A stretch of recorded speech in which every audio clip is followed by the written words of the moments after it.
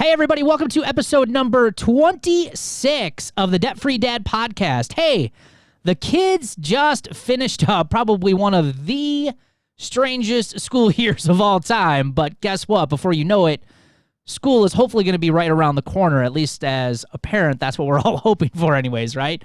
And with going back to school comes back to school expenses. So today what we want to do is take some time on the show and share some tips to help you prepare early enough so you can reduce some stress on your budget. Stay tuned. Welcome to the Debt-Free Dad podcast, where we're helping normal, everyday people learn how to save money and kick debt so they can live a happier and stress-free life. Now here's your host, Debt-Free Dad, Brad Nelson. Hey, everybody. Thanks for joining us for the show today. You can find me on Facebook, Pinterest, YouTube, and Instagram. Just search Brad Nelson, Debt-Free Dad, and we would love to connect with you on one of those social platforms. So, like I said in the intro, as a parent, I can only hope, at least for my kids, that at least one of them, the other one can't go back to school just yet, but I'm hoping the other one is getting ready to go back to school. Now, admittedly, we are recording this, and my son Noah's last day of school is technically tomorrow. He gets out like almost mid-June where we're at in Wisconsin. So he's really excited to be out of school, but since they've been out of school for the last 3 months, I'm kind of excited for him to go back to school already, believe it or not. But, you know, with going back to school comes one sure thing, and that is more expenses. And check out some of these expenses that could be costing you some big money. Check this out.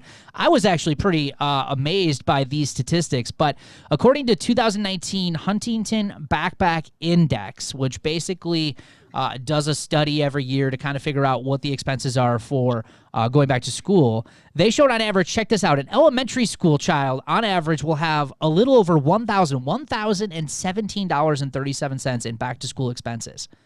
At first, when I first looked at that, I was like, holy smokes, that's a lot. But when you think about it, it's like by the time you add up all the school supplies and the materials and the clothes and all of those just other little things that you tend to forget about, it's not really hard to spend $1,000. Middle school was $1,277.35. And high school, check this out, $1,667.90 just to go back to high school.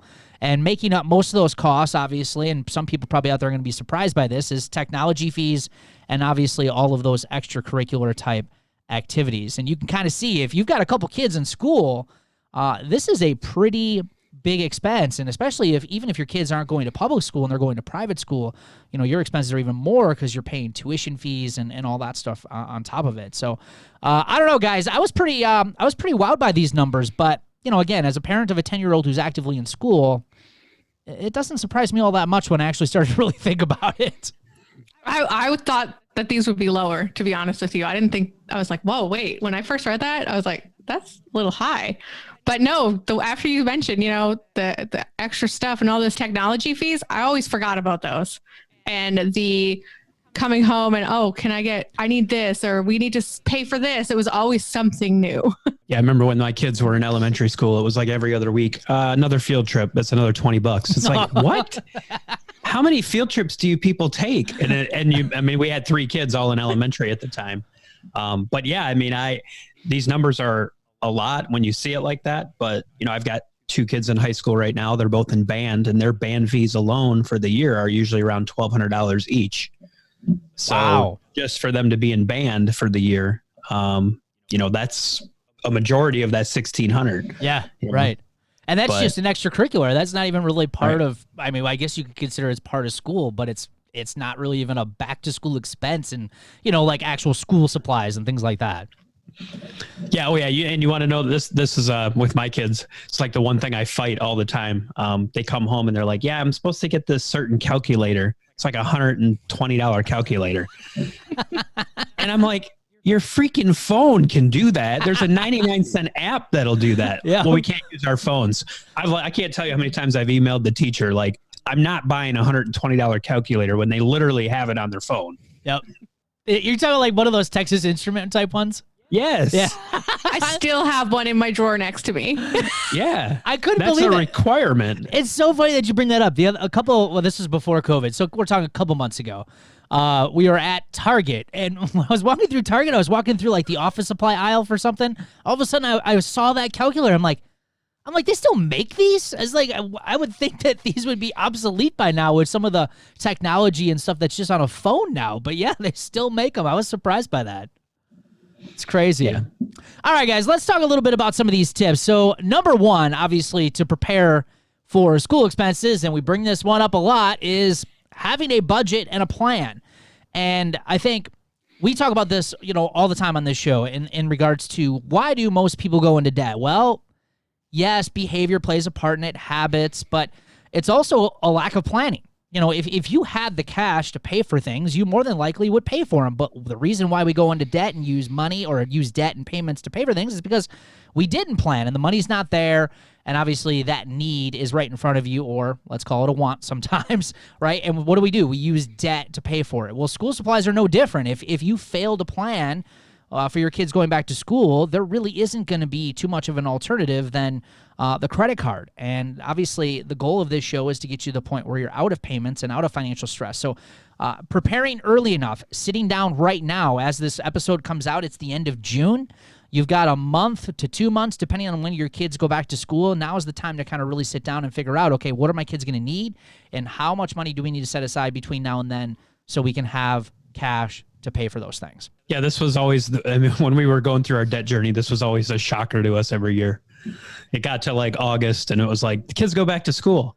And we'd spend, $1,000 between 3 kids on clothes and shoes and all this stuff. And every year, just like, I guess we're charging it. Yeah. I mean, I had no idea they were going to do this again. I mean, every year we just never planned for it. But yeah, once we started budgeting and setting it, it just eliminated that stress out of our life.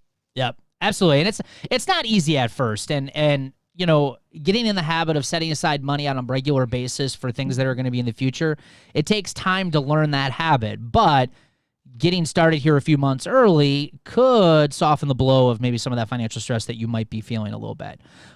Another tip is to look at what can you reuse and repurpose from last year. So this is especially a good one. I know a lot of our Roots members have talked about this one if they've got multiple kids in the house, or what types of supplies that you can reuse. Like this year especially, I know our son Noah, obviously they got done with mid-March. I think they canceled school officially around here because of COVID-19.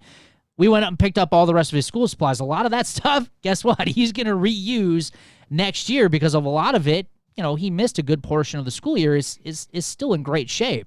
So when you get those school supplies back, a lot of times what we do is we forget that they're there. They get thrown out. They don't get looked at, and we just buy new stuff all the time. You can easily reuse a lot of this stuff, and maybe not even reuse from your kid, but you can also swap with other kids too, and maybe other families. Yeah, before we went school shopping all the time, we used to ask the girls, like, hey, what do you have from last year? Go dig out all your stuff. Let's check it out. And we were surprised at how much stuff we could actually reuse because it was barely used or not used at all. Like if they didn't need it that year for some reason, it's still in the package sitting in their bag.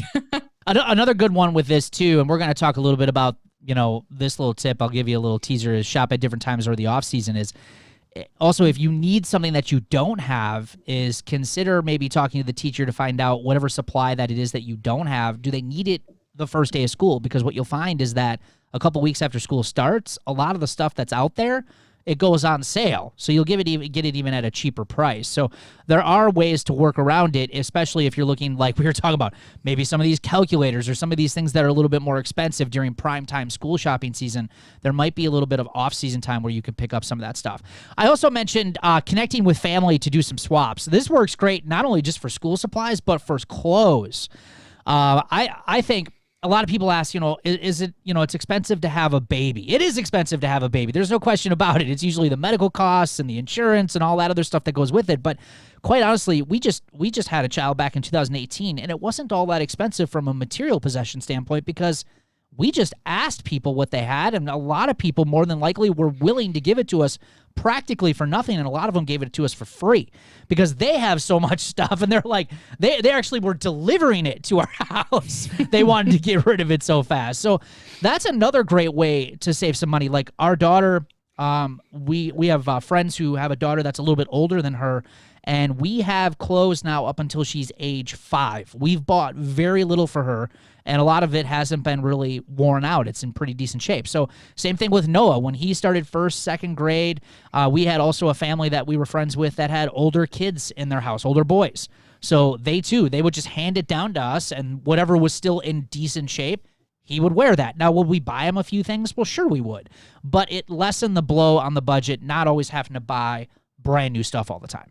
Yeah, and for the most part, your kids don't. I mean, we had this fear, early on, like we didn't want our kids to like have like the hand-me-downs. But I should go get my youngest right now and have him talk to you. He probably feels differently because he got the brunt of it all. But I mean, for the most part, I mean, they don't really care. I mean, to some degree, especially with some of that stuff. I mean, it's just not a big deal. Yeah, let's talk about that a little bit. This is a good one. I think this is a good topic. We could probably have a whole podcast about this whole parent mindset of giving your kids the best stuff and the brand new stuff, right? Now your kids are older than mine. I mean, Noah's just 10. He's going to be going into 5th grade, and your kids are older. They're in high school, and so is there any of that where, as they get older, are you seeing that, or do you think a lot of that's how you guys have raised them over the last year since you guys have been on this journey that's helped them kind of see that there's value to these dollars that we're using, or, because some kids I know I did when I was in high school. I wanted the nice clothes and the nice shoes and, that kind of stuff. I mean, I didn't want the old stuff. So how do they feel about that? Of course they would love to go to the mall and shop, but we treat it like we'll buy you a couple nicer things, and then we're going to like a better store to get a better deal to get the rest of it. Right. And if you want all that, get a job. I'm sorry. Like, I'm not paying $75 for a pair of jeans. It ain't happening.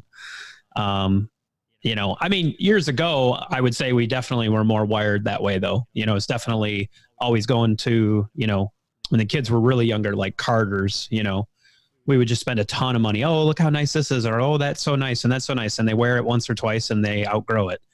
And I think that's what we've learned with having 3 kids is, I remember buying shoes and clothes the one year for my son. We spent a bunch of money and he went through this huge growth spurt, and basically all of it, he was outgrown within like 4 months, and we had to go buy all new stuff again. So you kind of learn your lessons by doing that sort of stuff. But yeah, as far as like the nice stuff, I mean, yeah, obviously I think there is still, they would like that stuff, but I think they know our standpoint is we're not going to waste our money on that. Yeah, but I think you bring up a good point too. I mean, and Ryan, I mean, mom kind of taught us this when we were kids, and we all had jobs when we were in high school. I mean, that's just kind of how we were raised.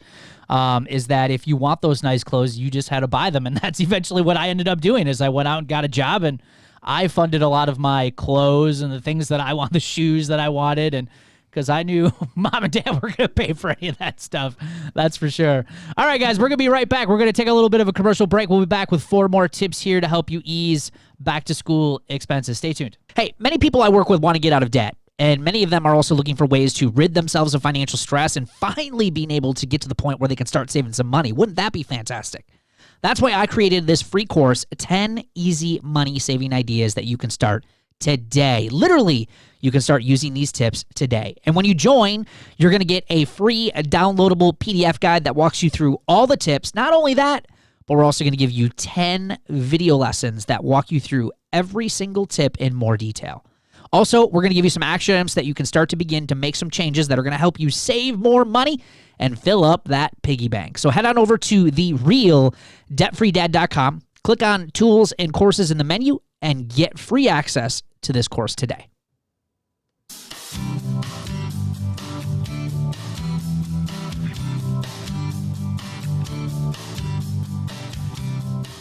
Hey guys, we are back and talking about back to school expenses. And the next tip that we want to share is getting yourself ready to shop at different times or during the off season. Like we just talked about, one of the tips, if you're looking for a specific item, or let's say your kids want a specific thing, whatever it might be, and it's a back to school supply of some sort, you might find that a lot of that if it's still there, let's keep that in mind too, is that after kind of the rush is over and school actually begins, a lot of those back to school expenses and supplies, they tend to put the bigger discounts on those items. So make sure you look for those types of sales and those types of bargains. Even throughout the year, there's a lot of opportunities there to buy really inexpensive things. In fact, my wife has been really great at this. She is an office supply nut. Like, she just loves office supplies, and being that she owns her own business is kind of like her thing. But she does a great job. Like, throughout the year, she'll find notebooks and folders for our son, things that are just super, super cheap, going out, discount, going out, they're on clearance, they're, just trying to get rid of the stuff. And she finds some really, really great deals that way too. Do you guys have those grade lists? Like when you go into the store and they have like, for this grade, they need this, for this grade, they need that. Okay. We learned our lesson. One year we went ahead and bought all of everything for each of the girls' grades. And then they didn't need half of it because each teacher was different. So honestly, bare minimum is what I suggest. And then let them come home with their list of what they need. I think that's a great point. And so we've done the same thing. Cause we would buy all these things and then it's like 3-4 weeks later, I'd be like, why is that stuff in your backpack? Oh, teacher says we don't need that stuff. Like, yeah, why'd they put it on the list? Yeah. He's like, I don't know. So yeah, we do the same thing. The other thing too, that we've done is, Black Friday is a great time to get super good deals on clothes. And I like here, it's warm. And so they're wearing shorts into October. So sometimes we would kind of split that school. So instead of buying like a bunch of clothes at the beginning of the year, we buy a few things and then, kind of for either at the Black Friday, we'd buy some stuff for them, or also then for Christmas. Like, that's just great opportunities to get some really good deals on that sort of stuff. Yeah, absolutely. Yeah. And that's just all part of being a smart consumer. It is. And instead of having the mindset of just buying when you need it, which is typically going to be the most expensive time, start to be more forward thinking. And again, looking at those future expenses coming up allows you to take advantage of better sales. There's even people, we're going to have a Christmas episode coming up, but there's a lot of people who even do this for Christmas episodes. Christmas, the Christmas season, not Christmas episodes, Christmas season. And being that they already know what their budget is for the year and they're planning and preparing, they're able to actually purchase a lot of their gifts throughout the year when they get them at the best deals. So, again, using some of that same mentality. We already talked a little bit about clothes, but I think, again, it's easy as parents to get ourselves in this mindset of, we like Ryan and I said, of wanting the best for your kids, the best clothes, and not hand-me-down stuff. But it's important to also keep in mind that you've got to stick to a budget and a plan. If you want to get out of debt, if you don't want to have financial stress, if you don't want to rely on debt, you've got to be able to start setting those boundaries and those limits. So make sure you sit down with your kids, especially if they're older, and start having some of those conversations and talking to them about your finances and saying, hey, I know you really want those really super sweet, awesome, expensive shoes, but here's the reality of where we're at. Here's what we can do. So this gives you an opportunity for them to take a little bit more of the responsibility if they want some of those things. Maybe they pick up side work or doing some things to help make some money to help them pay for some of the things that they want. So those could be some really great things to also start teaching them some of this basic personal finance stuff that we've been talking about on the show. Also, talking about extracurricular activities. This is a big one. In fact, I would love to be able to do a show about this topic because this kind of goes in line again with kind of the clothes thing. But I've talked to a lot of parents who feel pressured to put their kids in a ton of activities, but they just can't afford to put their kids in all of those activities. So what are they doing? They're putting it on credit cards and they're putting it on in debt, and it's not helping their financial situation. And at some point, you got to understand that your kids are going to move out of the house and they're going to become adults, and you're going to be left with all of that debt and all that stuff that you got to pay for over the years. And yet you're still trying to set yourself up for yourself later in life and retire. So you've also got to set a limit and have some conversations about these extracurricular activities. Ryan, you just said $1,200 per child for band. That's expensive. So, what are some things that you can do with your kids? Start having those conversations now. And again, maybe it's only one sport at a time. That's one of the rules that we have in my house with our son is it's only one sport at a time because one, it's like we can't afford to spend you all that money. He's in Taekwondo right now. That is such an expensive sport. And then if you add on, say, like soccer or baseball and all the equipment and everything that goes on with that, again, but we talk to him about this and we tell him this. So if it's a no, he's not like completely devastated and it's not a huge, letdown. He just understands it because we've been talking to him about it. When our kids were a little younger, I mean, we had friends and people that we knew that had their kids in travel baseball and travel this and travel that, and they were gone all the time. And I mean, maybe they could well afford it. I mean, I don't really know, but I just know our son did it for a season and that was expensive. And some of these travel places, I mean, you're traveling 3-4 hours to go someplace or sometimes overnight for tournaments and weekends. And that can amount to a ton of money. And the reality is, at least for me, the way we looked at it with our kids is, there's a 99.9% chance they're going to be like, yeah, I'm good. I don't want to play soccer no more. And that's what eventually happened with my son. And I mean, don't get me wrong. I mean, if he ends up being a superstar, that's great. But the odds are heavily against you that that's ever going to happen. Right. And I think there's that pressure too with some of these extracurricular, especially sports and things that, maybe parents push it a little bit more because of college scholarships and things, again, I think it'd be great to have an episode about that, share some facts, some statistics about that. Because I think, again, this plays into this whole back to school expense, physicals, equipment. It's just, it gets expensive over time. There's no question. And there's definitely parents that are putting a lot of it on payments and credit cards to be able to afford to do it. The last one, and Ryan kind of mentioned this one a little bit earlier on, but I added this one towards the end. So you guys don't have this one in your notes, but Ryan's right when he talked about this one, opening up the backpack and finding another field trip expense, right? So this is especially, for your kids, any age really, is that be prepared for the backpack surprises. And we get them all the time. We do.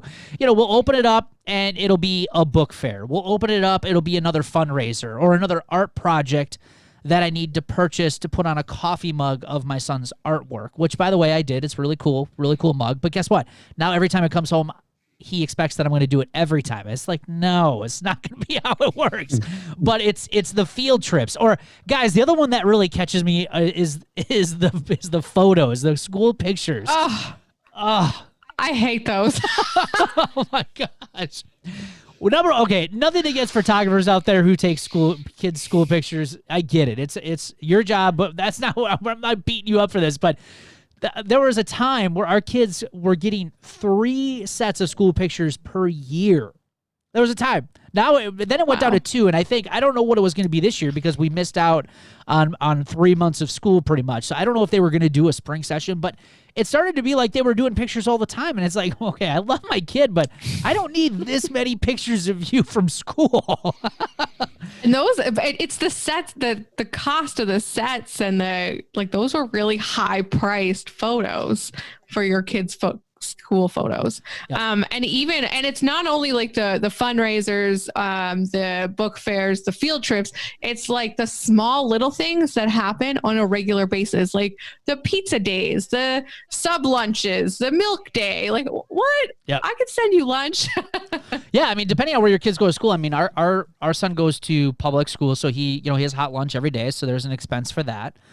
There's a milk expense. I mean, so yeah, I mean, all of those things definitely need to be figured in for sure. But so in saying this, though, what I would recommend is if you're doing a budget, which you should be doing, is starting to put a line item in there for monthly school expenses. Put in, depending on how many kids you got. I don't know how much you'd put in, but maybe you put in $20, $30, or $40 a month. That way it's there. And if you don't use it, it just gets rolled over to the next month. But that way you've got it and you're not whipping out the credit card and using the credit card to help you with some of those expenses. So hopefully those tips help you out and get you prepared for the school year. Remember, tip number 1, and probably just the most important one, is just plan ahead. Just start sitting down and thinking about, what are the kids going to need? What are they going to need for clothes? What are they going to need for supplies? What does the school year look like? Remember, one of the best ways to stay out of debt is just to plan for those future expenses. Hey, what's this I see? I thought this was a party! Let's dance!